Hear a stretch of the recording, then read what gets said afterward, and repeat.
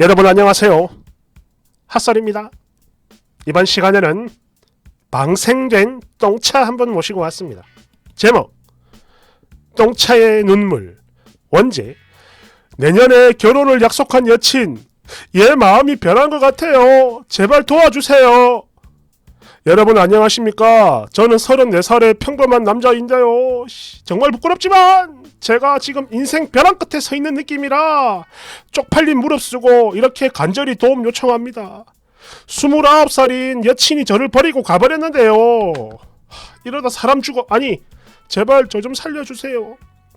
그러니까 한 7년 전에 이 친구가 아직 대학생이던 시절 저희 두 사람은 소개로 만났고 얼마간의 썸을 타다가 정식 연인이 됐는데요. 당연히 결혼 생각했고 여친도 그랬습니다. 내년쯤에 식을 올리자고 했었어요. 자기 30 넘어가기 전에. 그런데 이게 그러니까 저희가 좀 오래 만나온 만큼 서로가 서로에게 많이 편해졌고 또 그러다 보니까 우리 사이가 너무나 익숙한 탓에 제가 이래저래 살짝 이 친구를 이만큼 소홀하게 대했다는 건 인정합니다. 하지만 이거는 어디까지나 익숙한 마음과 그런 상황 때문에 실수로 그랬던 거지 마음이 변한 건 절대 아닙니다. 그건 여러분이 좀 알아주셔야 해요. 그리고 사실 이 친구가 평소 그랬습니다. 저한테 뭘 딱히 요구하는 일이 없긴 없었어요. 특히 이거는 처음부터 그랬던 건데 옛날에 뭐 100일 됐을 때, 뭐 200일 됐을 때, 그리고 뭐 화이트데이 같은 거 그런 날에도 그랬어요. 그냥 만나서 밥 먹는 걸로 충분하다라던 친구였죠. 선물 같은 거 달라 소리를 안 해. 그리고 연 단위의 기념일이나 자기 생일 때 제가 꽁꽁아 선물로 뭐 해줄까? 너 가지고 싶은 거 있어? 등등을 물어보면 아니야 그냥 어디 공원에 꽃 구경 가자 이러는 게 전부였고 늘 그래 왔는데요. 에이씨 이게 가만히 생각을 해보니까 저는 생일 때마다 선물을 받았네요. 여튼 선물을 안 주는 게 습관이 돼버렸는지 몇 달 전이죠. 이 친구 생일을 그날 일 끝나고 전화로 대충 일 끝나고 전화 한 통 하는 걸로 대충 넘겨버렸습니다. 예 맞습니다. 너무 멍청했죠. 하지만 그래도 굳이 변명을 좀 하자면 얘가 이제까지 늘 안 받았으니까 뭐 이번에도 마찬가지로 당연히 안 받을 거라 생각을 했고 또 그날 회사 일도 엄청 바빴어요. 그러니까 그 모든 것들 상황이 겹쳐가지고 그랬던 건데 그랬는데 바로 그날 자려고 침대에 누워있을 때 이 친구에게서 장문의 카톡이 왔습니다. 선물을 안 받는 것과 못 받는 것은 전혀 다른 문제야. 선물은 성의를 표현하는 방법이라 생각을 해. 그래서 성의와 더불어 마음만 표현된다면 물질은 그닥 필요 없다고 생각을 해왔기 때문에 지금까지 그냥 가만히 있었던 건데 오빠는 이제 그 마음은 물론 작은 성의조차 없어 보인다. 심지어 나는 어머님 아버님 생신 명절 등등등 모든 걸 다 챙겨드렸는데 오빠는 어쨌냐? 우리 부모님 생신 때 연락이라도 한번 해본 적 있냐? 중약 등등등 막 엄청난 그 서운함을 표현하는 내용이었는데요. 진짜 큰 문제는 바로 이겁니다. 일단 저도 제 잘못을 인정하고 사과를 하면서 톡으로 대화를 쭉 이어나가던 중에 제가요 너무 피곤해가지고 저도 모르게 잠을 자버린 겁니다. 근데 그날 야근도 했고 진짜 너무 피곤했거든요. 거기다 제가 평소 원래부터 자아에 되게 약한 타입이기도 하고 그래서 그런 건데 여튼간에 다음날 아침에 일어나자마자 깜짝 놀라서 톡을 보냈는데요. 하루 종일 답장이 없더라고요. 그리고 그날이 금요일이라 야근을 안 했는데 퇴근하고 집에 오니까 얘가 저희 집 앞에서 저를 기다리고 있었습니다. 얼마나 많이 울었는지 눈이 퉁퉁 부어서 말이죠. 그러면서 바로 헤어지자고 하더군요. 당연히 붙잡았습니다. 진짜 싹싹 빌었죠.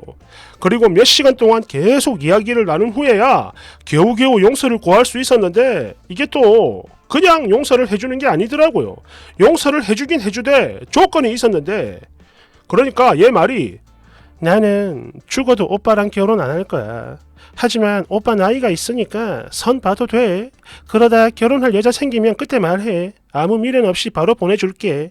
오빠는 자기 중심적인 사람이고 그런 만큼 절대 결혼을 하면 안 되는 사람이라는 걸 내가 이번에 확실히 깨달았어. 나는 오빠랑 절대 죽어도 결혼할 생각이 없다. 이렇게 말을 하는 겁니다. 예, 정말 무서운 말이죠. 하지만 그동안 우리가 만나온 세월이 얼만데 조금 있으면 뭐 당연히 풀리겠지 뭐. 이런 안일함으로 그래 알았다. 알았으니까 나랑 결혼 안 해도 되니까 제발 헤어지자는 소리만 하지 마. 이런 말로 계속 몇 시간을 매달렸고 그렇게 겨우 용서를 받을 수 있었습니다. 그런데요. 그날 이후 얘가 정말로 변해버린 겁니다. 아니 다른 건 평소랑 똑같은데 뭐 말이나 뭐 행동 같은 거 딱 두 가지. 일단 스킨십을 거부합니다. 몸에 손도 못 대게 해요. 기껏해야 뭐 가벼운 포옹이나 손을 잡는 정도? 이까지는 허락을 하는데 그 위엔 절대 허락을 하지 않습니다. 벌써 몇 달이 지난 지금까지도 말이죠. 그리고 또 하나, 예전의 경우 제가 막 꽁꽁아 우리 결혼하면 퇴근하고 집에서 맛있는 것도 해먹고 영화도 보고 자자 뭐 이런 등등 결혼에 대해서 시시콜콜한 얘기를 했을 때 그래 오빠 그렇게 해 라며 좋아했었는데 이때부터는 달랐습니다. 그냥 얼음 같았어요. 그래 결혼할 여자 만나면 그렇게 해라.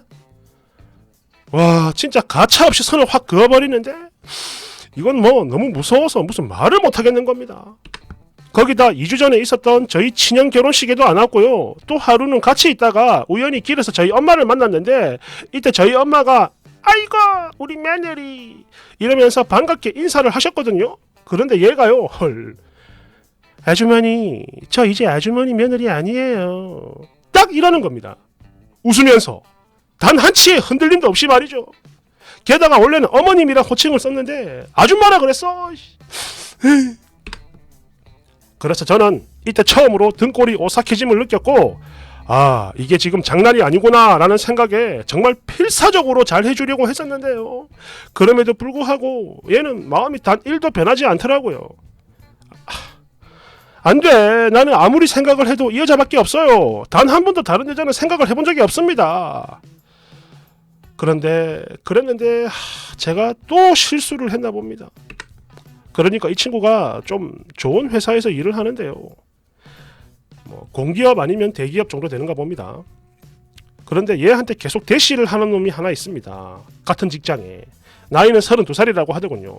그래도 원체 제 여자친구가 시큰둥했고 그놈이 아무리 연락을 해도 업무적인 경우가 아니면 완전 철벽을 치길래 저는 그래도 안심을 하고 있었는데 일이 이렇게 되고 보니까 혹시 죄송합니다.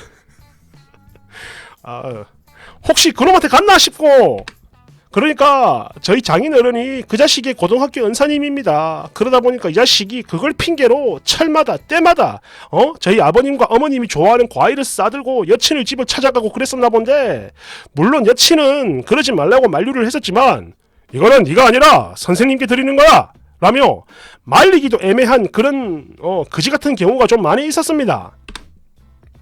예, 솔직히 그래요. 그 자식이 제 여친한테 잘하는 거 인정합니다. 하지만 아무리 그래봤자 저만큼 사랑해주진 못할 거라는 거 제가 장담을 해요. 저요? 얘 없으면 진짜 못 삽니다. 하루도 못 살아요.